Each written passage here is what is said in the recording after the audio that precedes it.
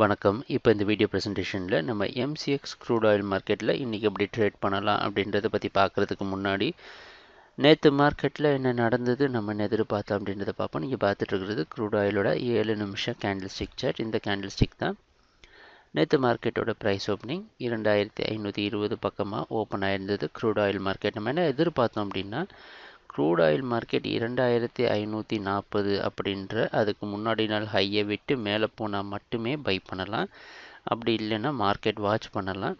ஏன்னா மார்க்கெட்டோட ட்ரெண்டை பற்றி நமக்கு அந்த அளவுக்கு தெளிவாக தெரியாத காரணத்தினால இந்த மாதிரி ட்ரேடிங் மெத்தடை நம்ம உபயோகப்படுத்தலாம்னு நினச்சிருந்தோம். அந்த அடிப்படையில் ப்ரைஸ் ஓப்பன் ஆனது மார்க்கெட் மேலே போக முடியாமல் தொடர்ந்து சரிவை சந்தித்து 2460 அப்படின்ற இடத்த தொட்ட உடனே அங்கே ஓரளவு சப்போர்ட் இருந்து மார்க்கெட் மேலே போக முயற்சி செஞ்சுது. இறுதியாக அதுவும் பலன் கொடுக்காம 2460 ஒரு ரெசிஸ்டன்ஸாக மாதிரி மார்க்கெட் கீழே 2450 பக்கமாக க்ளோஸ் ஆகிருக்கு.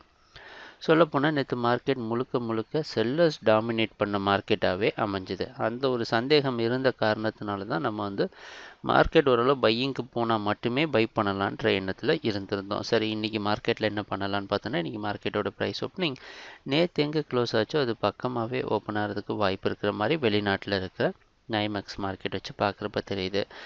இப்போ நம்ம ட்ரேட் பண்ணிகிட்ருக்கிற இடம் அவ்வளவு சுலபமான இடம் கிடையாது ட்ரெண்டை பிக்கப் பண்ணுறதுக்கு.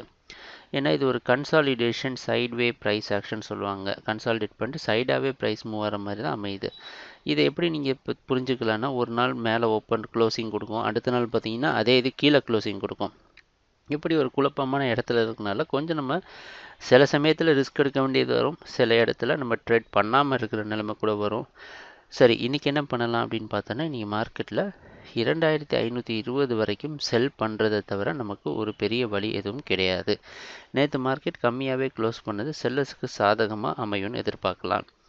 ஆனால் 2520 மேக்ஸிமம் லெவலில் வச்சு அதுக்கு மேலே ஸ்டாப் லாஸ் வச்சு ட்ரேட் பண்ணுங்கள். கன்சர்வேட்டிவான ட்ரேடர், அதாவது இவ்வளோ பெரிய ஸ்டாப் லாஸ் நம்மளால் போட முடியாது அப்படின்னு நினைக்கிறவங்க 2480 பக்கமாக வர ஆரம்பித்ததுக்கு அப்புறமா நீங்கள் செல் பண்ண ஸ்டார்ட் பண்ணலாம்.